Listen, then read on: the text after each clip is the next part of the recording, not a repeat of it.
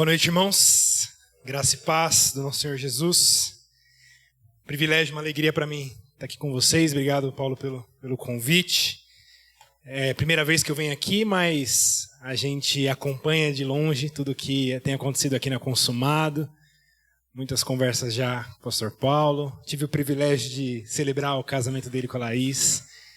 Então, para mim é uma alegria, um grande privilégio realmente estar aqui com vocês nessa noite, principalmente num dia especial como hoje de Páscoa, em que nós celebramos de maneira ainda mais especial a morte e a ressurreição do nosso Senhor Jesus. Eu gostaria de orar mais uma vez, pedindo que o Senhor nos abençoe nesse momento. Senhor, nós te louvamos pela tua bondade, pelo privilégio de estarmos num local seguro como esse, em que a sua palavra é o fundamento, em que todos se achegam para ouvir, para cantar, para orar a tua palavra. E é pelo poder dela que agora nós queremos ouvir do Senhor e aprender do Senhor. Nós viemos como crianças ao redor do seu Pai para ouvir palavras de sabedoria, para ouvir sua instrução. E como crianças sedentas, nós pedimos que o Senhor nos ensine. Nós queremos ouvir tua voz, nós queremos ser ensinados pelo Senhor. E nós estamos aqui de ouvidos abertos para ouvir aquilo que o Senhor tem pelo seu Espírito para nós. Nos abençoe e nos instrua pela sua palavra o que pedimos, em nome de Jesus. Amém. Meus irmãos, como eu sempre gosto de dizer, para nós cristãos, todo domingo é Páscoa. Eu sei que por um lado isso tira um pouco do brilho da Páscoa, mas na verdade não tira. É como eu gosto de dizer, isso traz brilho para todos os outros domingos em que nós viemos aqui à igreja. Porque todo domingo que a igreja se reúne, ela se reúne para celebrar a morte e a ressurreição do nosso Senhor Jesus Cristo. Especialmente quando nós celebramos a ceia do Senhor, nós estamos celebrando a Páscoa. A nossa Páscoa ela não é mais celebrada uma vez ao ano, mas ela é celebrada todos os domingos. Não só aqui em Mauá, mas também em São Bernardo, em São Paulo, em todo o Brasil, em todo o mundo, quando cristãos salvos pelo mesmo Senhor, resgatados pelo mesmo Cristo, celebram e anunciam a morte e a ressurreição do nosso Senhor Jesus. Mas ainda assim nós temos uma data de Páscoa, pelo nosso calendário litúrgico, uma data em que mesmo os distraídos do nosso mundo, mesmo os ateus, mesmo os agnósticos, mesmo as pessoas despreocupadas espiritualmente, elas são lembradas forçosamente a respeito da Páscoa. E é claro que nós não perderemos essa oportunidade para falar sobre a morte e a ressurreição de Jesus. Pelo contrário, nós usaremos a Páscoa pelo calendário litúrgico para anunciar com ainda mais vigor e com ainda mais força de que a Páscoa é real, de que a morte e a ressurreição de Jesus Cristo é real. E há muitas formas de celebrarmos a Páscoa, há muitas formas de falarmos sobre a Páscoa, de falarmos sobre a morte e a ressurreição de Jesus. Há muitos aspectos da morte e da ressurreição de Jesus. E um culto de Páscoa, um culto que fale sobre a morte e a ressurreição de Jesus, poderia estar partindo de diversas perspectivas diferentes. Aliás, nós passaremos a eternidade inteira conhecendo um pouco mais do que significa a morte e a ressurreição de Jesus. Por isso, hoje com vocês, eu quero me ater um pouco mais sobre o significado da morte e a ressurreição de Jesus. Mais do que o evento em si, sobre os cravos, a coroa de espinhos, a crucificação em si. Eu quero falar um pouco mais teologicamente do que significa a morte e a ressurreição de Jesus. É bem provável que você já saiba que a morte de Jesus na cruz não se compara a nenhuma morte que algum outro homem tenha sofrido nesse mundo. Não é como a morte de Tiradentes, por exemplo, ou como a morte de mártires cristãos que morreram também em favor de outros. A morte de Jesus, de forma alguma, se compara a qualquer outra morte que alguém já pode ter passado.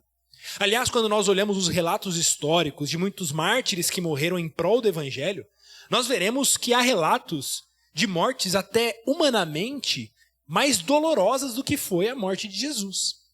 Mas nenhuma morte, absolutamente nenhuma morte de nenhum outro mártir se compara ao que foi a morte de Jesus. E aqui eu não me refiro aos cravos, aos chicotes, às cusparadas, aos tapas, à via dolorosa em si.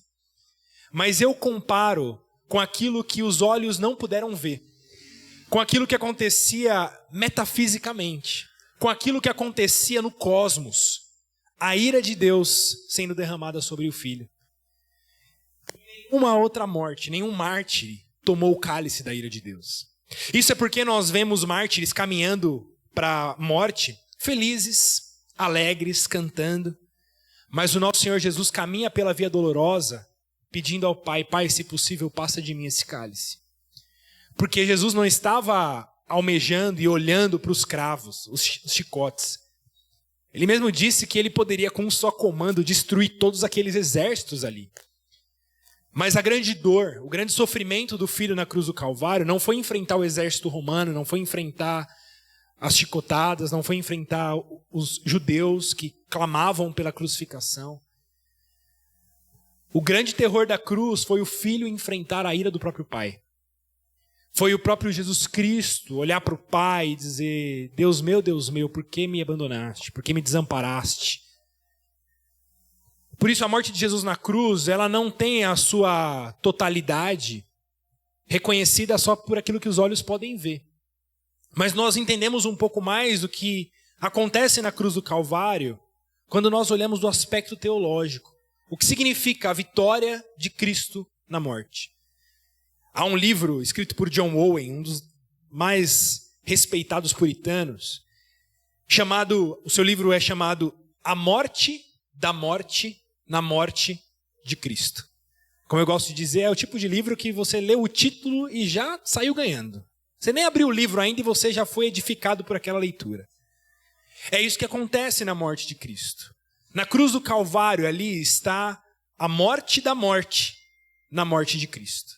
É um significado muito maior do que aquilo que as testemunhas estão vendo com os próprios olhos.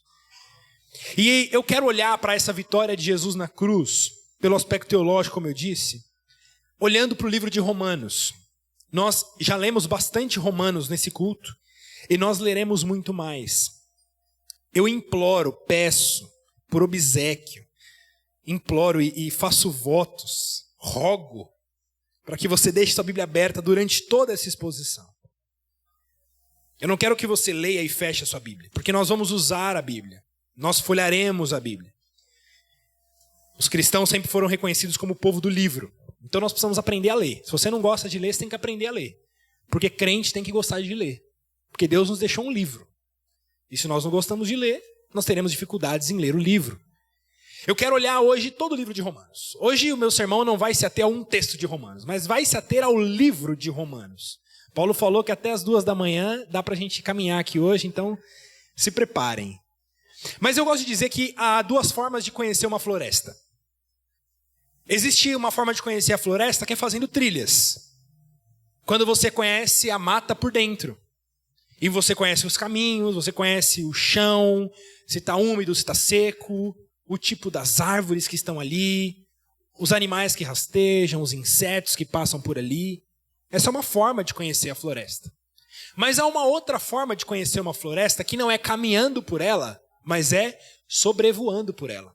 É entrar num helicóptero e fazer um voo por ela. Ambos os conhecimentos são importantes e vão apresentar aspectos diferentes da mesma floresta. A floresta que se caminha não é diferente da floresta que é sobrevoada.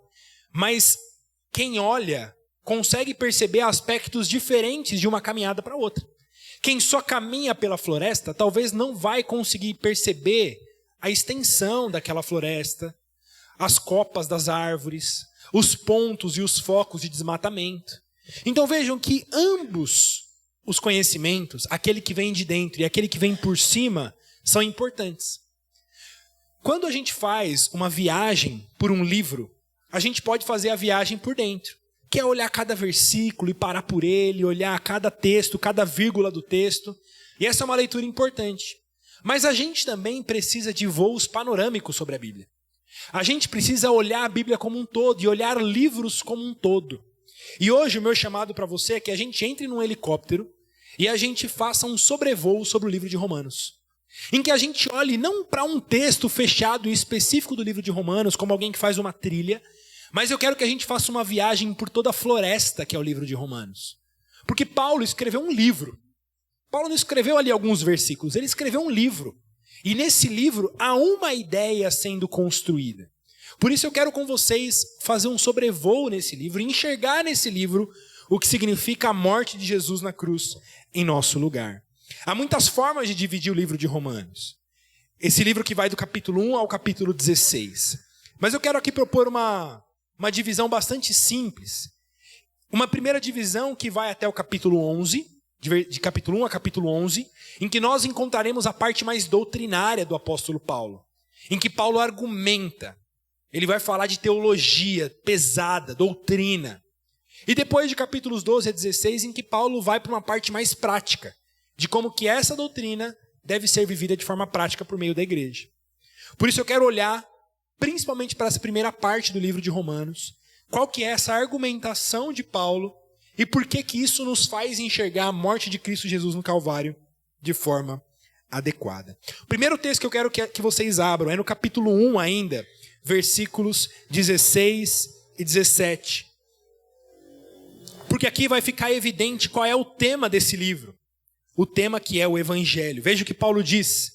Ele fala, pois não me envergonho do Evangelho, porque é o poder de Deus para a salvação de todo aquele que crê, primeiro do judeu e também do grego, visto que a justiça de Deus se revela no Evangelho, de fé em fé, como está escrito, o justo viverá pela fé.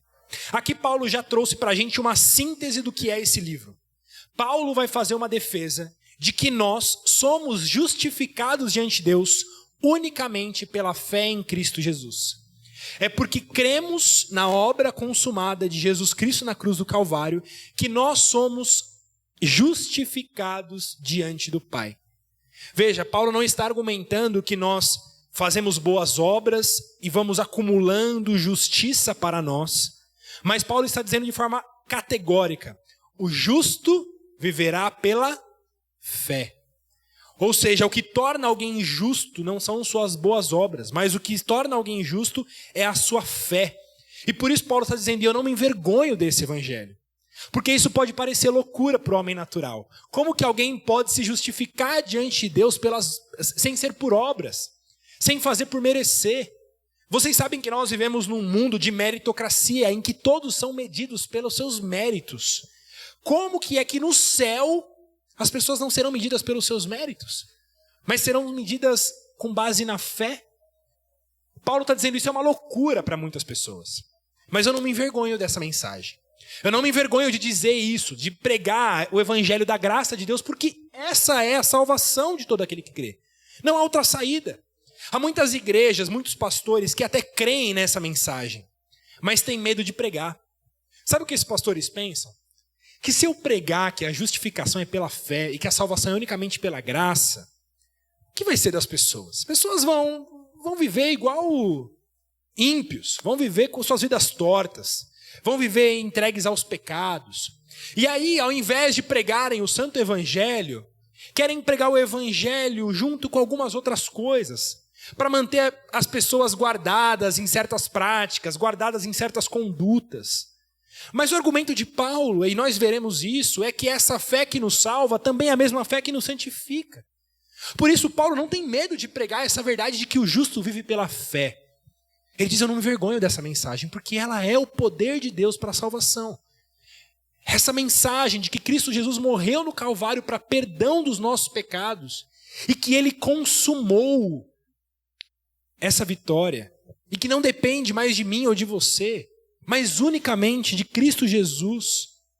Essa mensagem não é de forma alguma vexatória, não me traz vergonha, porque ela é o poder de Deus para a salvação de todo aquele que crê. Mas a grande pergunta é, justificar do quê? O justo viverá pela fé, ele será justificado pela fé, mas justificar do quê? Paulo então vai argumentar o porquê que nós devemos ser justificados. Veja no versículo 18 ainda do capítulo 1, quando Paulo vai mostrar que essa depravação, esse pecado, entrou em toda a humanidade. Veja o que ele diz no versículo 18, a partir do 18. A ira de Deus se revela do céu contra toda a impiedade e perversão dos homens que detêm a verdade pela mentira. Porquanto que de Deus se pode conhecer é manifesto entre eles, porque Deus lhe manifestou. Porque os atributos invisíveis de Deus, assim como o seu eterno poder, como também a sua própria divindade, claramente se reconhecem desde o princípio do mundo, sendo percebidos por meio das coisas que foram criadas.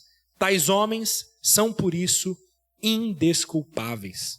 O que Paulo está dizendo é, Deus é invisível, não é? Ninguém pode ver a Deus. Nós não podemos ver os atributos de Deus. Mas esse Deus invisível se fez visível por meio da criação. Não há ninguém em sã consciência que possa negar a Deus olhando a criação. Se você já olhou para a natureza, se você sabe minimamente contemplar a natureza, eu sei que em nossas cidades há muito pouco para se contemplar a natureza. Mas se você olhar uma flor, se você olhar uma formiga, uma joaninha, se você olhar uma criança, você é incapaz de negar a verdade sobre Deus. Deus é uma verdade inescapável. É impossível alguém negar a existência de Deus. Basta olhar para a criação. Basta olhar o mundo, basta olhar o céu, as estrelas. Ninguém em sã consciência negaria o Criador. Mas o que acontece com os homens? É o que Paulo diz. Eles trocaram a verdade pela mentira. Eles olham para a criação e são incapazes de negar o Criador. Mas ainda assim, eles suprimem a verdade, a linguagem de Paulo. Paulo fala que os homens vivem suprimindo a verdade querendo sair do coração deles, mas eles querem suprimir essa verdade, como se essa verdade não existisse. É mais ou menos quando você está numa piscina, brincando com aquelas bolas de plástico, assim, bem grandes, e você tenta segurar aquela bola embaixo da água, e aquela bola quer fazer uma força para subir, para pular na água. E você faz aquela força intencional para deixar aquela bola embaixo da água. Mas basta que você abra os seus braços e aquela bola pula imediatamente. Essa é a verdade que os ímpios querem negar. Eles precisam fazer um esforço intencional para negar a existência de Deus. Mas Deus não pode ser negado. Basta que você olhe a criação, basta que você olhe para o mundo. Chesterton dizia que a maior loucura do homem é negar a Deus. Ele vai dizer que o maior problema de um homem é quando ele está realmente grato diante da natureza. Cada um gosta de um aspecto da natureza, assim, de forma mais intensa, né? Há aqueles que gostam de ir às montanhas e acampar nas montanhas. Há aqueles que gostam da praia, do mar. Há aqueles que gostam de jardins. Há aqueles que gostam de bichinhos, de gatinhos, de cachorrinhos. Mas cada um de nós, ele tem um lugar em que o nosso coração, ele tem uma afeição especial. Para mim, esse lugar é o mar. Eu amo o mar, eu amo o fundo do mar, eu amo mergulhar, eu amo ver peixes, corais. Eu amo ver baleias, assisto vídeos de baleias e tubarões. Meu sonho é um dia nadar com tubarões. Minha mãe quer me matar quando eu falo isso para ela. Mas eu fico fascinado. Eu fico fascinado diante do mar. E é bem provável que você tenha esse momento de fascinação diante da natureza, em que você não tem palavras. Você quer simplesmente curtir.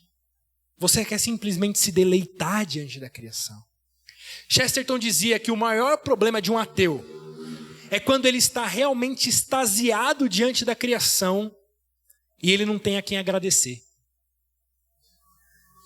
Ele não tem como falar obrigado para ninguém. Ele está maravilhado diante de uma obra.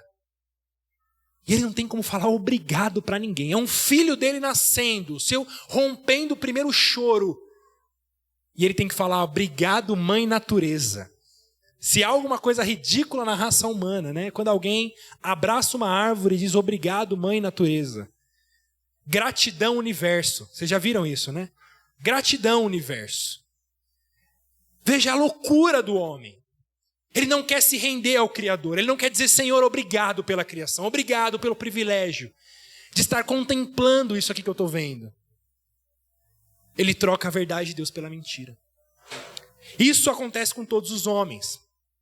E vejam, isso não acontece somente com aqueles que não receberam uma revelação especial da parte de Deus, como eram os judeus. O que Paulo está argumentando aqui no capítulo 1 é que os gentios, esse povo que não recebeu a revelação de Deus no Antigo Testamento, eles eram indesculpáveis, porque apesar de não serem do povo de Deus, eles não poderiam negar a Deus olhando para a criação. Mas no capítulo 2, Paulo vai argumentar que os judeus também precisam ser justificados, porque os judeus também deram as costas para Deus. Abra comigo no capítulo 2, versículo 17. Olha o que ele diz. Se porém tu, que tens por sobrenome judeu, e repousas na lei, e te glorias em Deus, que conheces a sua vontade e aprovas as coisas excelentes, sendo instruído na lei, que estás persuadido que és guia dos cegos, luz dos que se encontram em trevas, instrutor de ignorantes, mestres de crianças, tendo na lei a forma de sabedoria e da verdade, tu, pois, que ensinas a outros, não te ensinas a ti mesmo? Tu que pregas que não se deve furtar, furtas. Dizes que não se deve cometer adultério, o cometes. Abominas os ídolos e lhes roubas os templos. Tu que te glorias na lei, desonras a Deus pela transgressão da lei. Pois como está escrito, o nome de Deus é blasfemado entre os gentios por vossa causa. Sabe o que Paulo está dizendo aqui? Ele fala assim, olha, é muito fácil a gente falar do ateu. É muito fácil a gente olhar para fora e falar, o ateu precisa se arrepender. Como que não reconhece a Deus? Mas nós que somos religiosos, nós que fomos criados numa família evangélica, você que fez escola bíblica dominical, você que foi apresentado na igreja ao 8º dia, você que cresceu cantando sou uma florzinha de Jesus, sou um soldadinho de Jesus, você não precisa. Você já conhece a Deus, você sabe que Deus existe. E é mais ou menos assim que o povo judeu sentia. Ele dizia, eu sou filho de Abraão. Eu sou filho de Abraão, eu conheço a lei, Deus se revelou a mim. Eu sou do povo eleito, eu sou do povo de Deus. Eu sou salvo por causa do meu sangue. Eu tenho por sobrenome judeu. Paulo está dizendo, você está se achando especial porque você é judeu? Porque você é criado na igreja? Porque você tem pai crente? Mas espera aí. Você também furta, você também rouba, você também mente, você também blasfema, você também cobiça. Você também quebrou a lei tanto quanto o gentio, tanto quanto o ímpio, tanto quanto o ateu. Você religioso ou não religioso não faz diferença nenhuma diante de Deus, porque você também quebrou a lei de Deus. O que Paulo está fazendo aqui quando ele vai usar esses exemplos, né? Você que ensina aos outros, mas não ensina a si mesmo, fala que não pode furtar e furta. Você que diz que não pode cometer adultério, mas comete adultério. O que Paulo está fazendo aqui é aplicando os 10 mandamentos. Paulo pega os 10 mandamentos e olha para a igreja e fala assim, você está se achando especial porque você cresceu na igreja? Então vamos ver como é que você passa na prova da lei de Deus.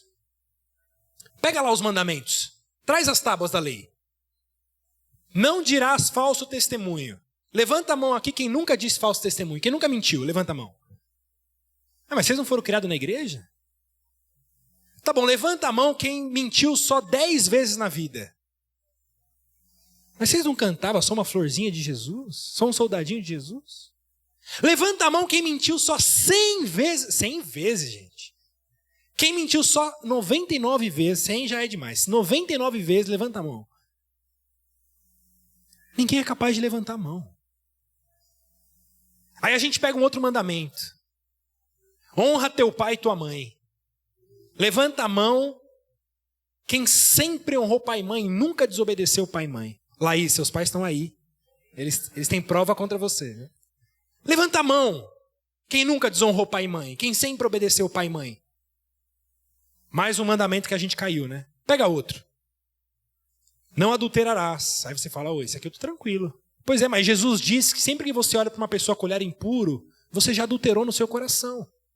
Quem é capaz de dizer que nunca olhou para outra pessoa com olhar impuro? Nós somos adúlteros também. Vamos pegar outro mandamento. Não cobiçarás. Quem nunca cobiçou? Quem nunca blasfemou? Quem nunca usou o nome de Deus em vão? Irmãos, os 10 mandamentos, eles estão lá para mostrar a nossa necessidade de justificação. Você pode ter crescido na igreja, você pode ter sido batizado, você pode ter ido para acampamento, queimado o pecado na fogueira lá do retiro. Mas não vai adiantar nada disso no céu. Você não vai entrar no céu dizendo, olha, eu fui em 3 retiros, 2 acampamentos, fiz acampadento, participei de 2 louvorzão, era do coral da igreja, fui batizado, tem uma Bíblia assinada pelo pastor. Ele vai mandar trazer a lei. Fala, traz a lei de Deus. Vamos ver como é que você está diante. Você quer ser justificado por obras? Você quer apresentar suas obras? Traz a lei de Deus. Já mentiu? Já roubou? Já adulterou? Já cobiçou? Já blasfemou? Isso tudo. Já quebrou toda a lei de Deus. O que Paulo está argumentando é que seja ímpio, ou seja crente, pela ótica humana, né? Seja religioso ou não religioso, seja ateu ou deísta, seja gentil ou judeu, todos estão lascados. Essa é a verdade. Todos são miseráveis diante de Deus. Não há ninguém diante de Deus que possa ser justificado por si mesmo. É por isso que agora a gente abre no capítulo 3, esse texto que nós já lemos no início desse culto, a partir do versículo 9, e Paulo vai dizer, o que se conclui então? Qual a conclusão que a gente chega? Aí ele vai olhar para os judeus, temos nós qualquer vantagem? A gente olha para a gente que é religioso, que cresceu na igreja, a gente tem alguma vantagem? Não, de forma nenhuma. Pois já temos demonstrado que todos, tanto judeus como gregos, estão debaixo do pecado.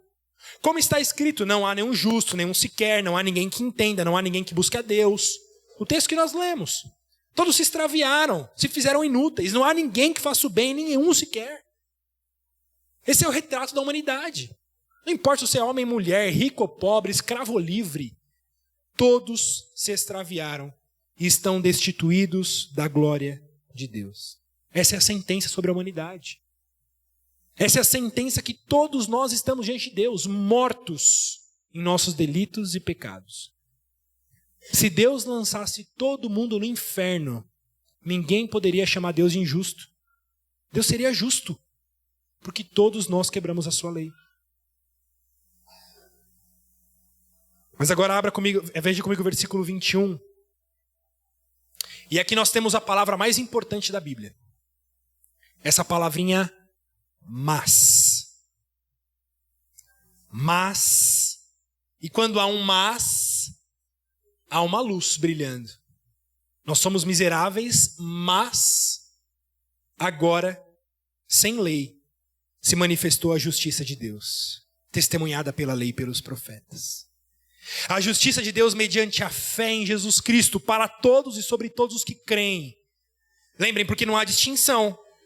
Pois todos pecaram e carecem da glória de Deus, sendo justificados gratuitamente por sua graça, mediante a redenção que há em Cristo Jesus, a quem Deus propôs no seu sangue como propiciação mediante a fé, para manifestar a sua justiça por ter Deus, na sua tolerância, deixado impunes os pecados anteriormente cometidos, tendo em vista a manifestação da sua justiça no tempo presente, para Ele mesmo ser justo e o justificador daquele que tem fé em Jesus. O que Paulo está dizendo aqui é que nós tínhamos uma dívida para com Deus. Uma dívida impagável, que obra nenhuma poderia pagar. Justiça nenhuma poderia pagar da nossa parte. Mas o próprio Deus resolve pagar a nossa dívida. O próprio Deus envia o seu Filho, Deus de Deus, luz de luz, para pagar a dívida do seu povo. Jesus aqui, ele toma a figura de um fiador. Você que mora de aluguel ou aluga casas, conhece muito bem a figura de um fiador. O fiador é aquela pessoa que garante o pagamento de uma dívida. Eu tenho uma dívida impagável que eu não tenho como pagar. Eu devo 1 milhão. Eu não tenho como pagar essa dívida. Mas há um fiador que assinou o meu contrato. Esse fiador vai e paga a dívida que é minha para o meu credor.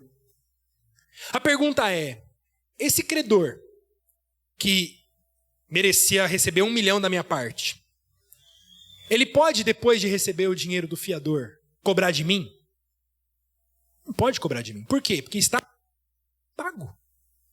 Mas eu paguei alguma coisa? Eu não paguei nada. Quem pagou? Foi o meu fiador. Mas a figura do fiador é que ele deposita aquele crédito em minha conta.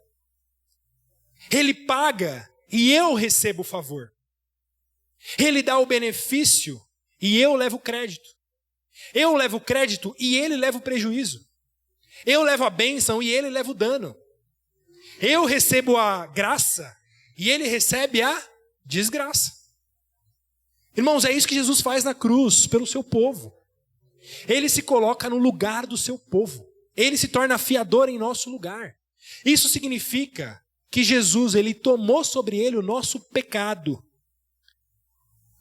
Isso não parece tão chocante dito dessa forma, mas eu acabei de descobrir que você é mentiroso, ladrão, blasfemo, adúltero, desobediente. Todos nós somos, não é isso? Nós olhamos para a lei de Deus e descobrimos que nós somos isso. Essa é a sentença sobre nós. Na cruz do Calvário, Jesus se tornou mentiroso. Na cruz do Calvário, Jesus tornou um bandido. Ele se tornou um blasfemo. Ele se tornou desobediente de pai e mãe. Jesus na cruz se tornou adúltero. Ele tomou sobre si a nossa maldição. Ele se fez maldito em nosso lugar. É por isso que nenhuma morte de nenhum mártir na história humana pode se comparar à morte de Jesus na cruz. Porque nenhum mártir é capaz de tomar de outro a culpa que não é sua. Mas o sacrifício oferecido por Jesus Cristo na cruz do Calvário é um sacrifício em que ele toma de nós a nossa culpa, a nossa miséria, o nosso pecado, e acredita em nosso favor a justiça e o perdão. Por isso que o texto diz que Deus, ele é o justo e o justificador. Porque o mesmo Deus, triuno, é o Deus que cobra a dívida, mas é o Deus que paga a dívida. Por um lado, Deus pune o pecado, porque a ira de Deus foi derramada sobre o pecado na cruz. Mas foi o próprio Deus que pagou também a dívida em nosso lugar. É por isso que ele é chamado do justo e do justificador. De forma, irmãos, que agora nós temos essa segurança, essa paz, essa confiança do perdão dos nossos pecados. No capítulo 4, Paulo vai argumentar que essa não é uma novidade. E que mesmo no Antigo Testamento, mesmo antes de Jesus morrer, as pessoas já eram salvas do mesmo jeito. Unicamente pela fé no Salvador. Unicamente pela fé no Salvador. Vocês sabem que a Páscoa, ela não começa a ser celebrada na morte de Jesus. Pelo contrário, a Páscoa é instituída lá no livro de Êxodo. Quando Deus dá uma ordem a Moisés e Arão e manda que eles sacrifiquem um cordeiro e passem o sangue em volta dos batentes das portas, porque o anjo da morte viria. E os primogênitos seriam mortos se não tivessem a marca do sangue. O que é aquilo senão uma sombra do Cordeiro de Deus, que viria colocar o seu sangue sobre nós? A celebração da Páscoa em todos esses séculos, em todos esses anos, seja antes ou depois da morte de Cristo, estão apontando para um mesmo lugar: a morte do Cordeiro de Deus. A grande diferença é que antes da crucificação, eles eram salvos olhando para frente, para a promessa que viria. Enquanto nós, desse lado da história da crucificação, nós somos salvos olhando para trás, para aquele que veio. Mas em toda a história, todos foram salvos pelo mesmo Salvador, pelo mesmo meio, pela mesma porta, que é Cristo Jesus. Olha como ele começa o capítulo 4. Que pois diremos ter alcançado Abraão, nosso pai, segundo a carne? Porque se Abraão foi justificado por obras, tendo que se gloriar, porém não diante de Deus. Pois o que diz a Escritura? Abraão creu em Deus, e isso lhe foi imputado por justiça. Paulo vai dizer que Abraão não tinha nem circuncidado seus filhos. Ele não tinha sido nem circuncidado ainda, mas ele já era justo diante de Deus. Ele não tinha cumprido nem o primeiro mandamento, mas ele já era justo diante de Deus. Porque o que torna Abraão justo são as obras? Não, o que torna Abraão justo é o crer em Deus. Da mesma forma como o ladrão na cruz, ao lado de Jesus, ele não teve tempo também de fazer boas obras. Ele estava morrendo ao lado do Salvador. Mas ele crê. Ele crê, ele diz: Senhor, nós merecemos estar aqui, o Senhor não. Por isso eu te peço, lembra-te de mim quando entrares no paraíso. Esse ladrão creu. E qual é a resposta de Jesus? A resposta de Jesus responde: agora? Agora ficou fácil, né, seu ladrão? Essas horas, né? Você que deu um jeito aí, tenta se livrar da cruz, pelo menos um mesinho aí de boas obras para ver se você merece alguma parte no céu. É isso que Jesus diz a ele. Não, Jesus diz a ele, hoje mesmo estará comigo no paraíso. Irmãos, Jesus chega no céu, depois de ressurreto. O primeiro homem que ele leva com ele lá é um desgraçado de um ladrão que se arrependeu no último segundo de vida. Mas esse ladrão é a prova de que ninguém entra no céu pelo esforço pessoal, mas unicamente porque olha para a cruz do Calvário e tem essa mesma reação desse ladrão. Que reação é essa? Eu merecia estar aí, o Senhor não. Esse é o meu lugar, o Senhor não. Por isso ele vai argumentar em todo o capítulo 4 de que a salvação, mesmo de Abraão, mesmo de quem viveu antes, não vem por meio das obras, mas unicamente pela fé. E o resultado dessa justificação, o resultado dessa vitória de Jesus Cristo, é a sentença que nós temos no começo do capítulo 5. Quando nós lemos, a partir do versículo 1, justificados, pois, mediante a fé, temos paz com Deus, por meio do nosso Senhor Jesus Cristo, por intermédio de quem obtivemos igualmente acesso pela fé a esta graça na qual estamos firmes e gloriamos na esperança da glória de Deus. E não somente isso, mas também nos gloriamos nas próprias tribulações, sabendo que a tribulação produz perseverança. Ele está dizendo, olha, por causa dessa justificação de Cristo Jesus, agora nós temos paz com Deus. Nós que antes estávamos de costas para Deus, em guerra com Deus, inimigos de Deus, agora, pela justificação, nós temos paz com Deus. Sabe por quê? Porque agora, em Cristo Jesus, você vai chegar no céu e você não vai apresentar o batismo, você não vai apresentar o acampamento de carnaval, que você foi líder do coral. Não. Aqueles que estão em Cristo chegam no céu e quando ele é perguntado, mas por que você acha, miserável, que você pode entrar aqui? A resposta dele é exatamente isso, eu não mereço mesmo. Eu não mereço entrar aqui. Mas Cristo Jesus comprou o meu passe. Cristo Jesus garantiu o meu lugar na cruz do Calvário. Ele limpou os meus pecados. Eu não mereço estar aqui, mas Cristo merece estar aqui. E Ele me prometeu que onde Ele estiver, eu estaria também. Então, se Cristo está aí dentro, eu também estarei. Porque a justificação que eu tenho não vem por meio das minhas obras, mas por obra daquele que me justificou. Ele está dizendo, mas você quebrou os mandamentos. Mas você é mentiroso, ladrão, blasfemo, adúltero.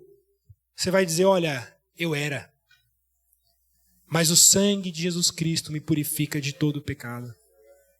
Eu já não sou mais definido pelo meu pecado, agora eu sou definido pela cruz de Cristo e lá está a minha identidade. Agora o Pai já não olha para nós e vê pecado. Agora o Pai olha para nós e nos vê santos e irrepreensíveis em sua presença. Ainda que desse lado da eternidade, ainda a gente esteja sujo de pecado, a gente ainda tropece nos nossos pecados, a gente lute contra a carne. Lutero dizia, né? Eu afoguei o velho homem nas águas do batismo, mas eu não sabia que aquele miserável sabia nadar. Agora eu preciso todo dia afogar ele de novo. Por quê? Porque a gente nessa vida ainda está sujo do pecado. O velho homem, ele ainda quer tomar lugar em nossa vida. Mas diante de Deus, irmãos, já não há qualquer vírgula em nossa sentença. Não há qualquer mancha ali. Porque Cristo Jesus pagou o escrito de dívida que estava contra nós. Nesse final de semana eu assisti as Crônicas de Nárnia com os meus filhos. Pela primeira vez eles assistiram as Crônicas de Nárnia, aquele primeiro filme, né? O Leão, a Feiticeira e o Guarda-Roupa. Não sei quantos de vocês já assistiram esse filme ou leram o livro. Mas uma das coisas mais interessantes no livro é que aqueles 4 irmãos que chegam em Nárnia, eles são o cumprimento de uma promessa, que eles salvariam Nárnia contra o império da Rainha Branca. E toda a esperança está naqueles 4 jovens, nos dois filhos de Adão e nas 2 filhas de Eva. Mas o que acontece? Ao desgraçado do Edmundo, que resolve trair a nação de Nárnia.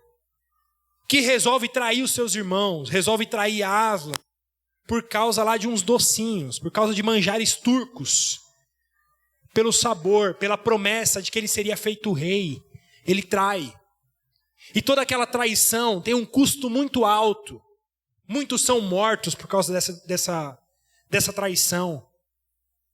Até esse resgate do Edmundo, ele é conquistado com muitas mortes de soldados, de bons cidadãos narnianos, até que a compra de Edmundo, ela é feita pela morte do leão. Aslan morre para comprar Edmundo. Ele morre para resgatar Edmundo, para trazer Edmundo de volta para Nárnia. E aí toda a história finaliza, Aslan volta à vida, e no final do filme, no final do livro, Aslan vai colocar esses 4 jovens como reis e rainhas de Nárnia. É muito bonita essa cena, quando eles vão ser coroados nesse reinado de Nárnia. Mas sabe uma coisa curiosa que acontece lá? Pedro é coroado e ele recebe um título. Pedro o Magnífico. Susana é coroada. E é Susana, eu não lembro agora, a Destemida, algo assim. A Lúcia é coroada. E Lúcia recebe um título também bonito. E aí chega a vez de Edmundo.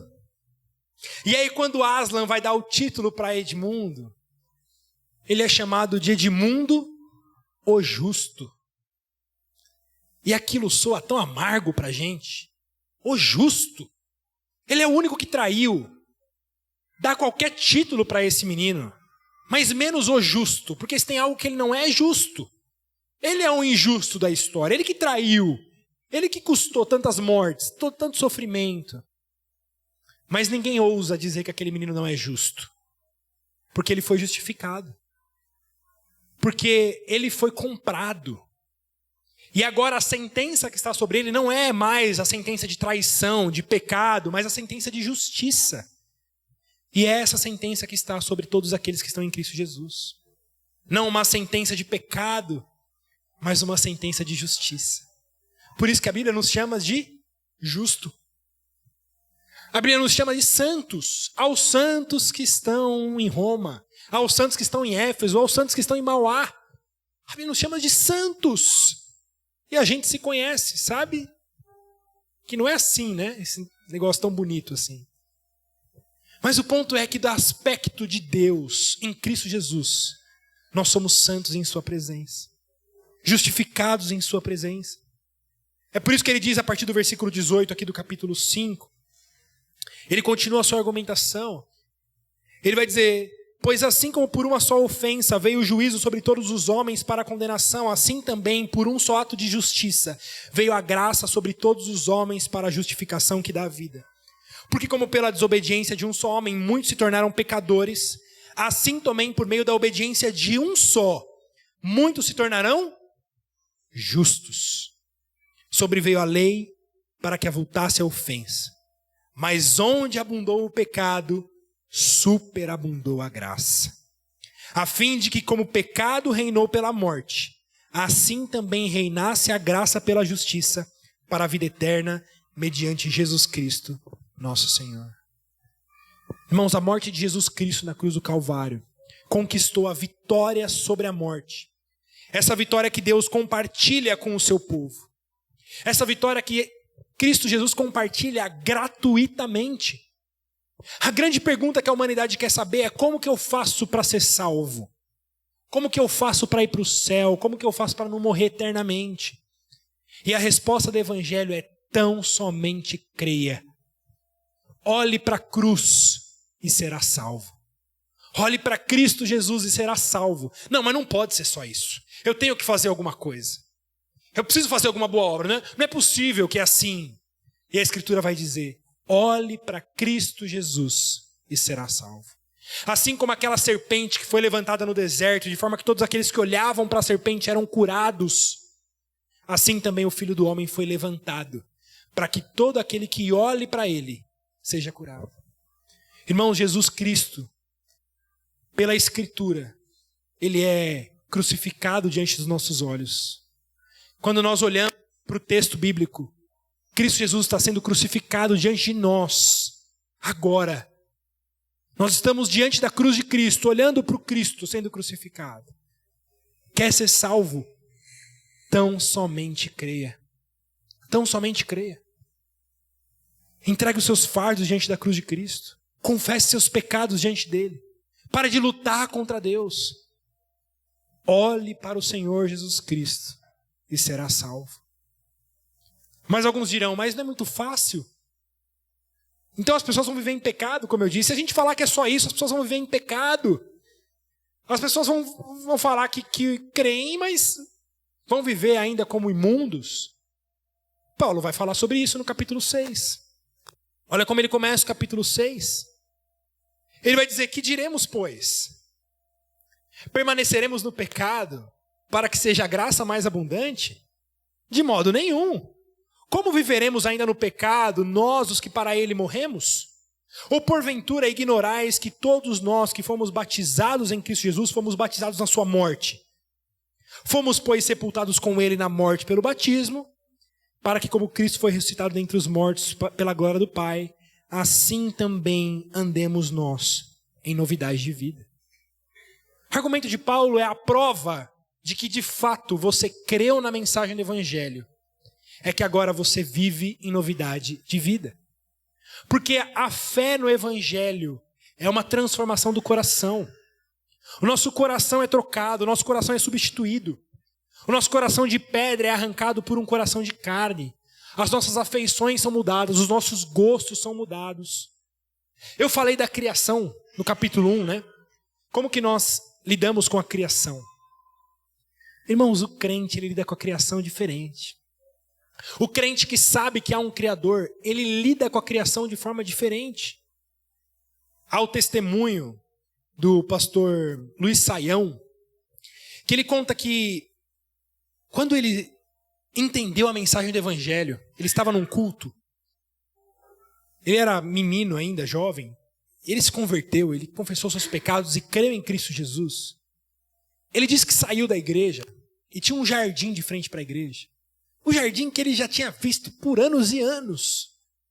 E ele falou que saiu da igreja e ficou olhando aquele jardim. E ele falou assim, eu nunca tinha percebido como é lindo esse jardim. Eu nunca tinha visto como é lindo esse verde, como são lindas essas flores. E ele fala que a primeira evidência de salvação que ele teve foi como ele passou a se deleitar na criação de forma completamente diferente. Seus olhos foram abertos para ver a maravilha da criação. Irmãos, o crente, ele come bolo de chocolate de forma diferente. Ele bebe uma coca gelada de forma diferente. Ele olha para a criação, ele olha para um bebê e ele prova aquilo. Não como fruto de si mesmo, como fim em si mesmo, mas ele olha para tudo isso como gratidão a Deus. É por isso que Paulo fala, seja comer, seja beber, fazer tudo para a glória de Deus. Mas só a gente é capaz de beber uma Coca-Cola gelada para a glória de Deus. Num dia como hoje, calor, aquela Coca suando por fora, você dá um gole e fala, Senhor, obrigado. Obrigado pela criação. Obrigado pelos benefícios que o Senhor me dá. Por isso, aquele que foi realmente salvo, seu coração é transformado. Ele não quer viver mais em pecado. Ele não vive em pecado para aumentar a graça de Deus. Pelo contrário, ele quer viver em novidade de vida. Essa vida de graça, de abundância, de bondade. No capítulo 7, Paulo vai dizer que o problema não é a lei. Porque a lei nos mata. Mas o nosso problema não é a lei, é o pecado. Olha o que ele diz no versículo 7 do capítulo 7. Que diremos, pois, é a lei pecado? De modo nenhum. Mas eu não teria conhecido o pecado, senão por intermédio da lei, pois não teria eu conhecido a cobiça, senão a lei me dissera, não cobiçarás. Mas o pecado, tomando ocasião pelo mandamento, despertou em mim toda sorte de concupiscência. Porque sem a lei, está morto para o pecado. Aí olha o que ele diz lá no versículo 24. Desaventurado homem que sou, quem me livrará do corpo dessa morte? Graças a Deus por Jesus Cristo, nosso Deus, de maneira que eu, de mim mesmo, com a minha mente, sou escravo da lei de Deus, mas segundo a carne, da lei do pecado. O que Paulo está argumentando é que, sabe aquela lei que nos matou? Sabe aquela lei que a gente descobriu que a gente era pecador? Porque ela diz: não matarás, não adulterarás, não dirás falso testemunho, honra teu pai e tua mãe. Paulo está dizendo olha, deixa eu explicar uma coisa para vocês. Eu sei que vocês receberam a sentença de morte por meio dos 10 mandamentos. Mas agora que vocês foram salvos, volta lá para viver os 10 mandamentos. Aquela lei que nos matou, agora ela deve nos servir como padrão de vida.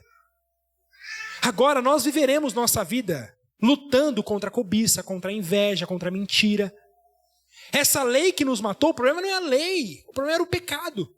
Mas se agora você é nascido de Deus, agora você não é mais escravo da lei, agora você é escravo de Deus. E debaixo de Deus, você vai lá voltar para a lei, volta lá para Êxodo capítulo 20, lê a lei de Deus e viva conforme aquilo, sabendo que não é aquilo que te salva, mas Cristo Jesus.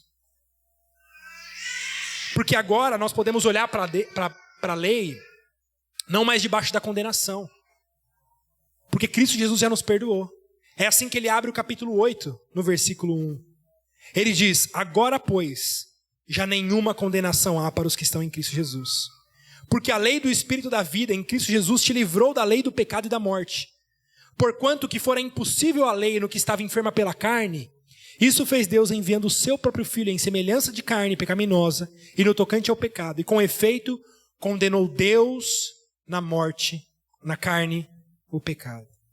Deus condenou o pecado na morte de Cristo Jesus.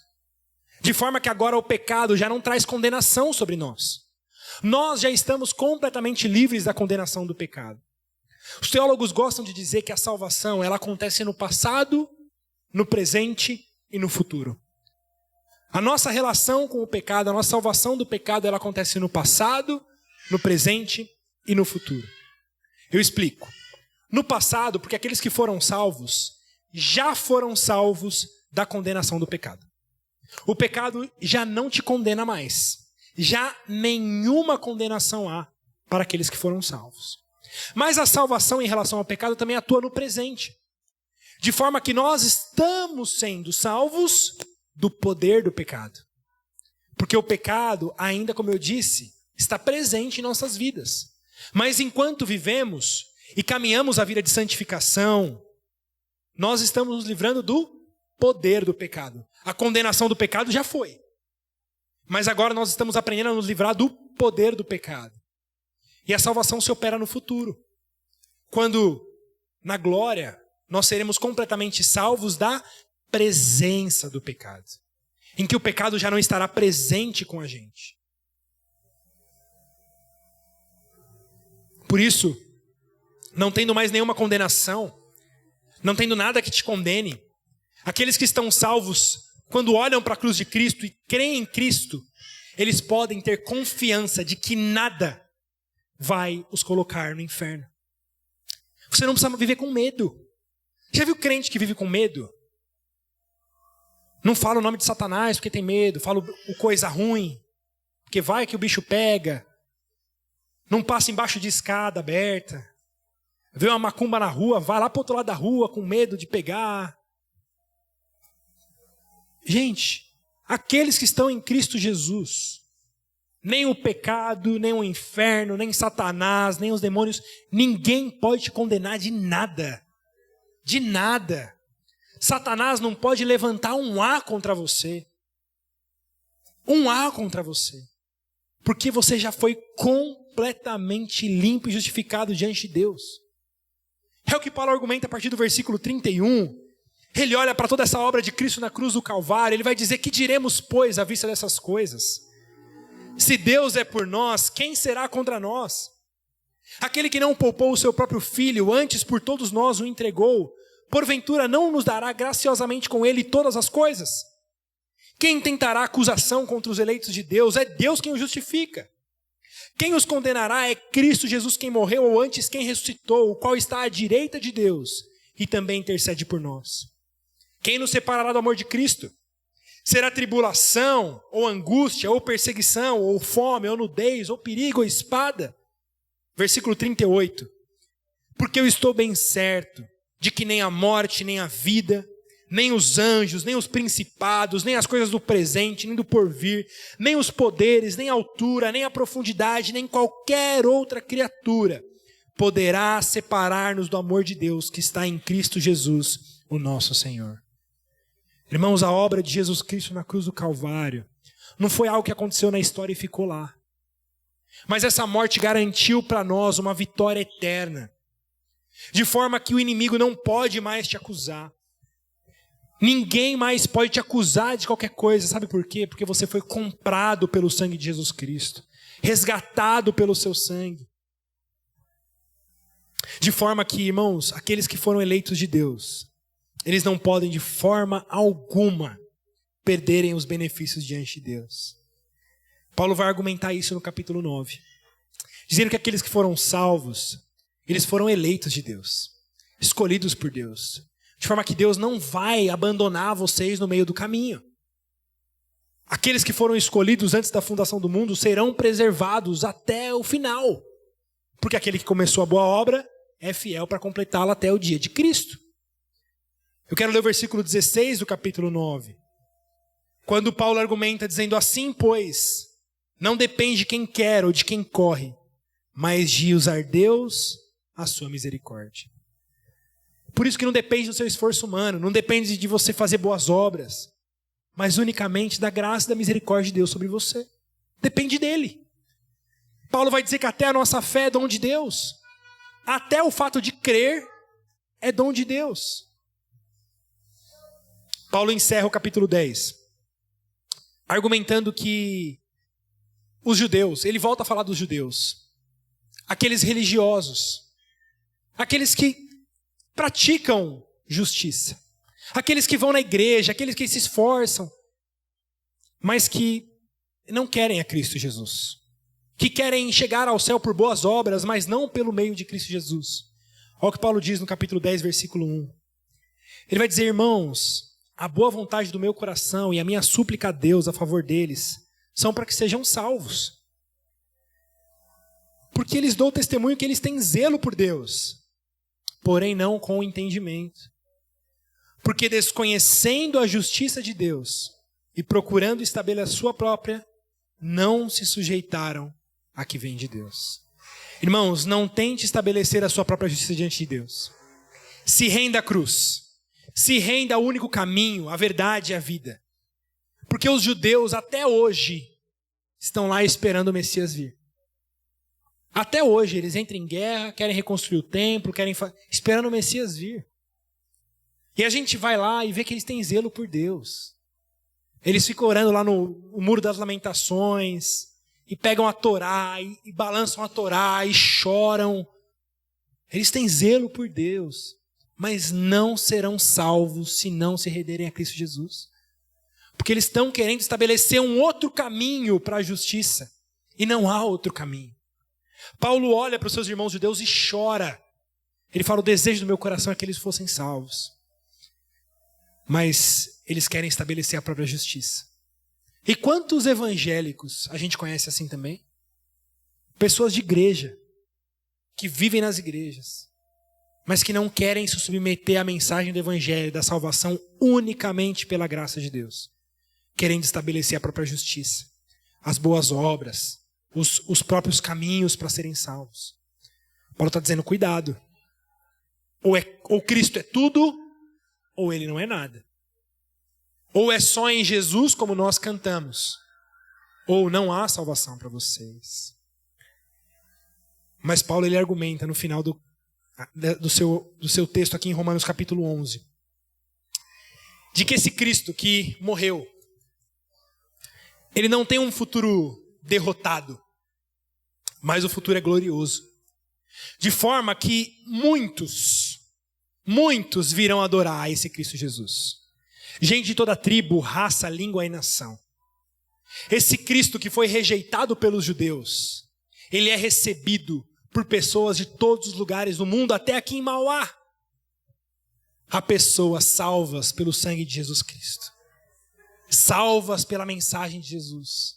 Olha quão longe o evangelho chegou. Lá de Jerusalém, foi chegar aqui em Mauá, no Brasil, em 2024. O evangelho está vivo, irmãos. Deixa eu falar uma coisa para vocês. Quem que matou Jesus? O Império Romano? Cadê o Império Romano hoje? Morreu, não tem mais. Cadê Pilatos hoje? Cadê os Césares hoje? Cadê os soldados romanos? Cadê os fariseus? Cadê os saduceus? Todos eles desapareceram. Mas onde está o povo de Deus? Está aqui em Mauá em 2024. Até hoje, o sangue de Cristo continua produzindo frutos. Até hoje, o sangue de Cristo continua trazendo mais e mais pessoas para o seu reino, e o seu reino só avança. Os inimigos se levantam e caem, mas o reino do Senhor avança e continuará avançando até o dia de Cristo Jesus. Essa mensagem jamais ficará sem testemunha sobre a face da terra. Pode levantar o Hamas, pode levantar a Rússia, pode levantar a China, é Covid, é Nero, é Hitler, não importa. Todos eles se levantam e morrem, mas a mensagem do evangelho permanecerá para sempre. E sabe uma coisa? Quanto mais persegue a igreja, mais crente aparece. Eles diziam que o sangue dos mártires era uma semente da igreja. Eles matavam um cristão, 2 se convertiam. Irmãos, é porque é obra de Deus, não é obra humana. Essa obra que o Senhor Jesus deixou com 12 discípulos, que estavam ali ainda morrendo de medo, negando a Jesus, completamente fracos.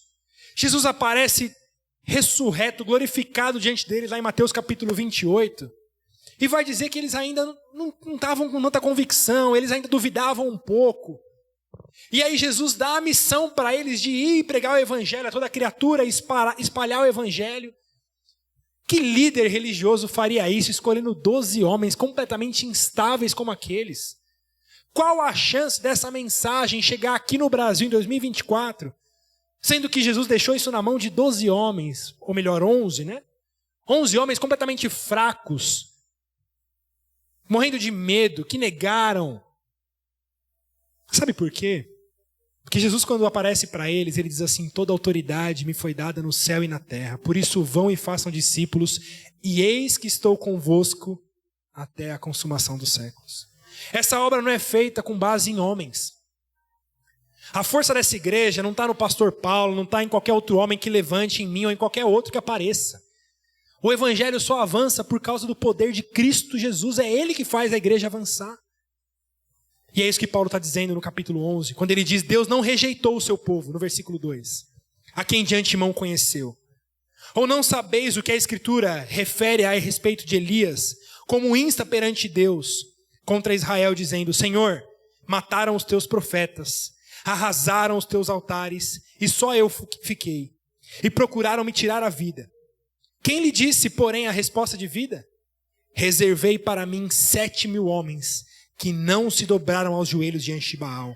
Assim, pois, também agora, no tempo de hoje, sobrevive um remanescente segundo a eleição da graça. Irmão, se você crê nessa mensagem do evangelho, você é esse remanescente fiel. Esse remanescente preservado pela graça de Deus. Que Deus, pela sua graça infinita, preserve o seu povo. Eu encerro aqui o nosso sobrevoo sobre Romanos. Essa parte doutrinária, como eu disse, que vai até o capítulo 11. Olhando para a cruz de Cristo. Essa cruz de Cristo, que, como eu disse, não foi só um evento marcado na história, mas que até hoje continua produzindo frutos e vida para todos aqueles que creem nessa mensagem. Para esse reino vitorioso. A esse Cristo que irá voltar em glória e em poder em breve. E todos aqueles que crerem nele estarão com ele por toda a eternidade. Paulo olha para a cruz de Cristo. Ele olha para a obra da vitória de Jesus Cristo na cruz do Calvário. E a sua única reação é se dobrar, adorar. E é o que ele diz no versículo 33 do capítulo 11. Ele diz: ó profundidade da riqueza, tanto da sabedoria como do conhecimento de Deus. Quão insondáveis são os seus juízos, e quão inescrutáveis os seus caminhos. Quem, pois, conheceu a mente do Senhor? Ou quem foi o seu conselheiro? Ou quem primeiro deu a ele para que lhe venha a ser restituído? Porque dele, e por meio dele, e para ele são todas as coisas. A ele, pois, a glória eternamente. Amém. Vamos ficar em pé. Vamos ler juntos esse versículo 36 em uma só voz. Vamos lá? Porque dele, e por meio dele, e para ele são todas as coisas. A ele, pois, a glória eternamente. Amém.